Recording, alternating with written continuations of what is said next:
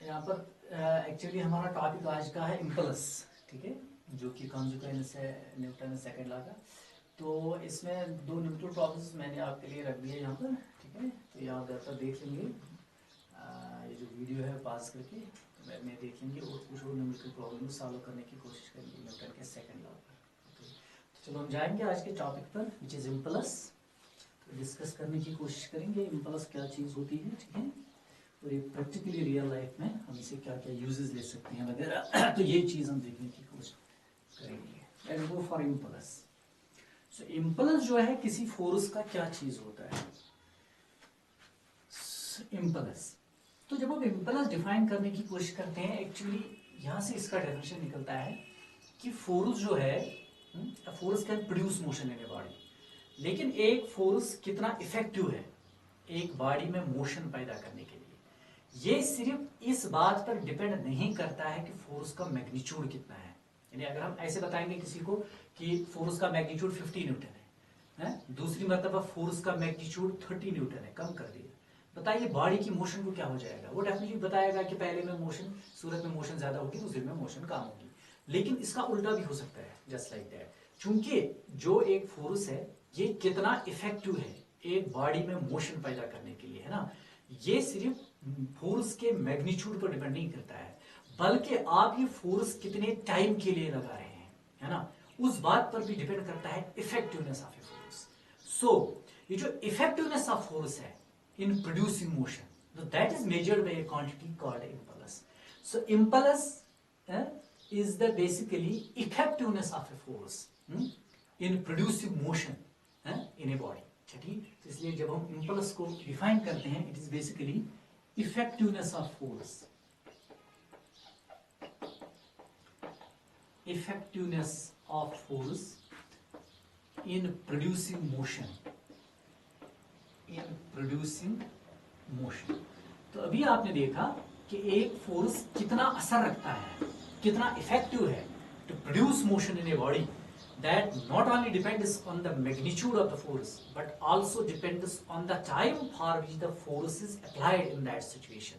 So that is why impulse, which is denoted by J, is given by the product of force and time for which the force is applied on the body.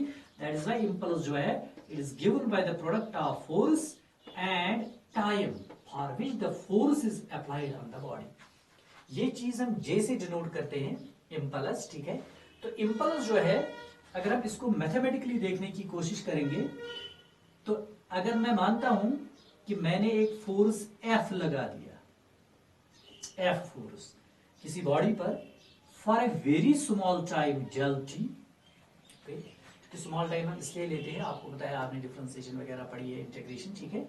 Del T हम इसलिए कि अगर force variable भी होगा, late me suppose it, अगर force variable होगा तो अगर very very small time intervals हम लेंगे तो उस स्मॉल टाइम इंटरवल के लिए हम मान सकते हैं कि वो जो वेरिएबल क्वांटिटी है वो कांस्टेंट रह सकती है उस वेरी स्मॉल टाइम इंटरवल के लिए। तो आगे जाके आपको ऑलरेडी पता है, तो दैट्स व्हाई तो मैं मानता हूं कि let me suppose I applied a force F on a body for a very small duration of time, that is del T.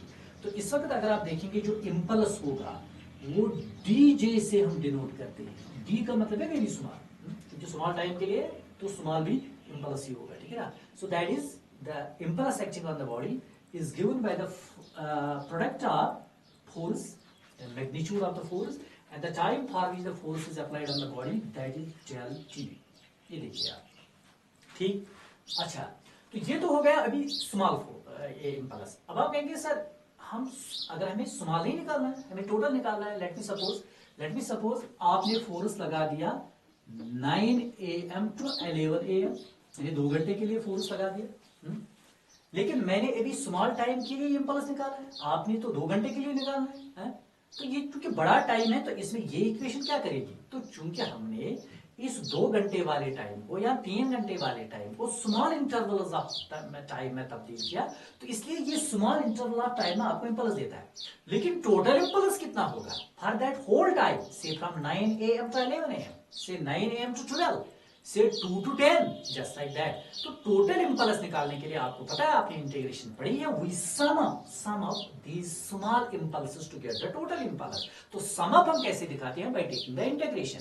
So the total impulse when the time changes from से t1 to t2, क्योंकि हमेशा 9 to 11 नहीं होगा ना, किसी वक्त और time होगा, से late me suppose from 8 AM to 10 AM, किसी वक्त टाइम होगा from 2 PM to 7 PM, just like that. तो इसका मतलब है late me suppose time interval is t1 to t2, इस टाइम के लिए मुझे इंपल्स निकालना है। तो टोटल इंपल्स निकालने के लिए स्मॉल इंपल्स से I have to sum up the small impulses to get the total impulse. लेकिन सम अप हम कैसे करते हैं, ठीक है ना, वी टेक इंटीग्रेशन। तो इसलिए जब हम इंटीग्रेट करेंगे इस इक्वेशन को बोथ साइड्स, तो इंटीग्रेशन का मतलब ही है sum of these small that is impulses, you will get the total impulse. लेकिन कितनी बार सम अप करना है, तो that will be decided by the limits. तो इसलिए लिमिट्स जो आएंगे वो टाइम क्या आएंगे, time changes from t1 to t2। Let me suppose time changes from 9 AM to 11 AM, तो यहाँ पर लिमिट आएगा 9 AM to 11 AM, that is 2 घंटे का, यहाँ 0 to 2 hours, वो भी लिमिट आ सकता है, जस्ट लाइक दैट, ठीक है।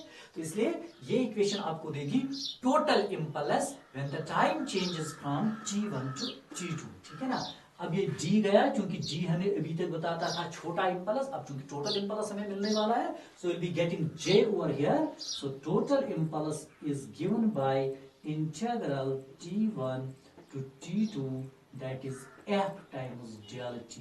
क्योंकि ये राइट साइड आपको इंपल्स देता है, लेकिन मुझे बताइए कि ये इक्वेशन जो मुझे फोर्स का इंपल्स देती है, लेकिन ये इंपल्स किस फोर्स का है?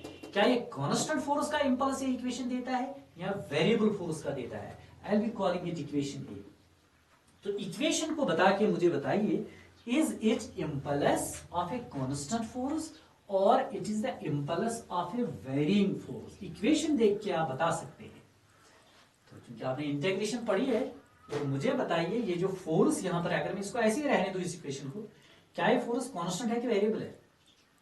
तो डेफिनेटली वेरिएबल है, क्योंकि अगर ये कांस्टेंट होता है फिर ये फोर्स इंटीग्रल साइन से बाहर आ जाता है, क्योंकि इंटीग्रल साइन के अंदर है, इसका मतलब ये वेरिंग फोर्स है। सो इसका मतलब ये जो इक्वेशन ए आपके सामने है, तो this gives you impulse of a varying force. तो आप लिखेंगे इसके नीचे that equation A gives the impulse of a varying force between the time limits t1 and t2।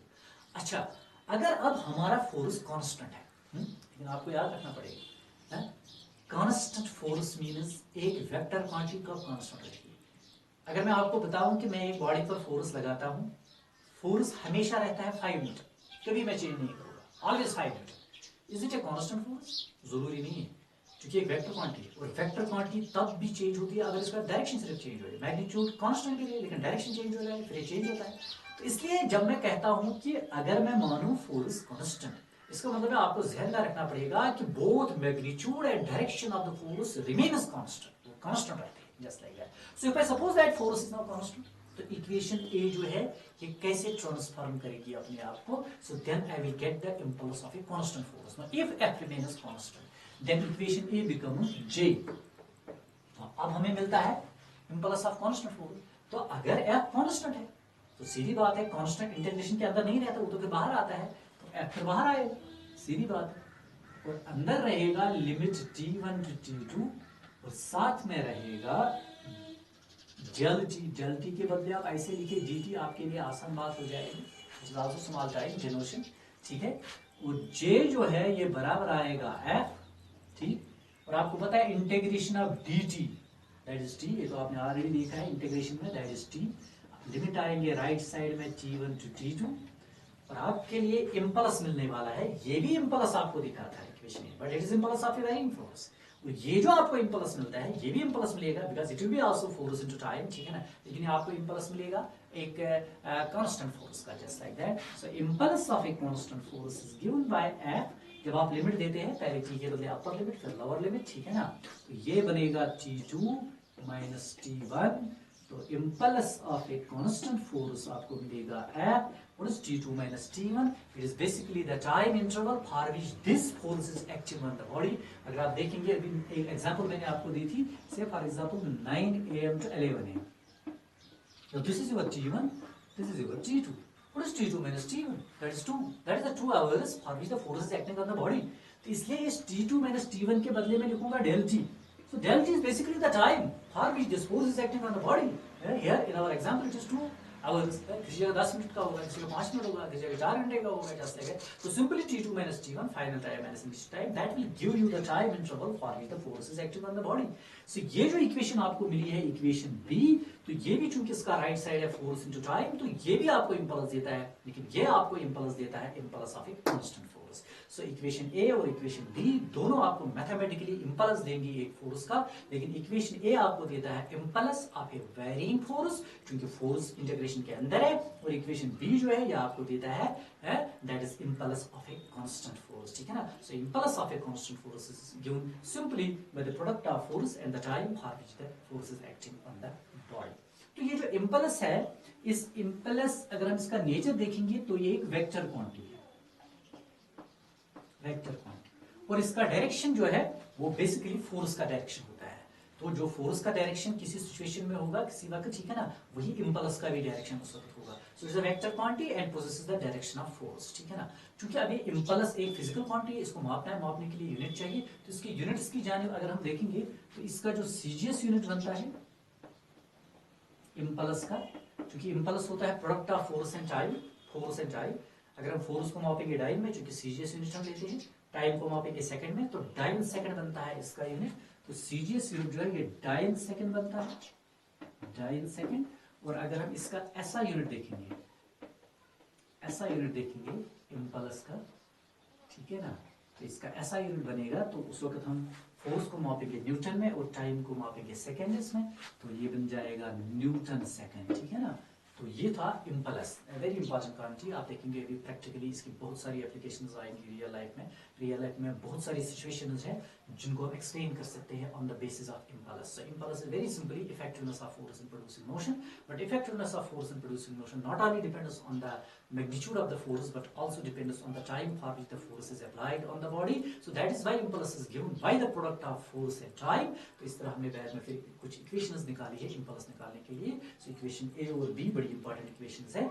Equation A जब आप देखेंगे, ठीक है ना, it gives you impulse of a varying force, और इक्वेशन बी आपको देता है impulse of a constant force. तो इंपल्स एक वेक्टर क्वांटिटी है और इसका डायरेक्शन जो होता है वो फोर्स देता है, क्योंकि फोर्स पर डिपेंड करती है वेक्टोरियली. तो इसका मतलब whatever is the direction of force, the direction of impulse. इसके बाद फोर्स, क्योंकि ये जो क्या बोलते हैं इसको, इंपल्स, क्योंकि इंपल्स एक फिजिकल क्वांटिटी है, तो मापने के लिए हमें यूनिट चाहिए, तो इसका यूनिट जो सीजीएस में हम बताएंगे वो बन जाएगा डाइन सेकंड. तो ऐसा में इसका यूनिट बन जाता है न्यूटन सेकंड. ठीक है ना. तो इंशाल्लाह अगले टॉपिक में हम देखेंगे एक बड़ी इंपॉर्टेंट थ्योरम जिसको हम बोलते हैं इंपल्स मोमेंटम थ्योरम. ठीक है ना. वो हम अगले लेक्चर में देखने की कोशिश करेंगे.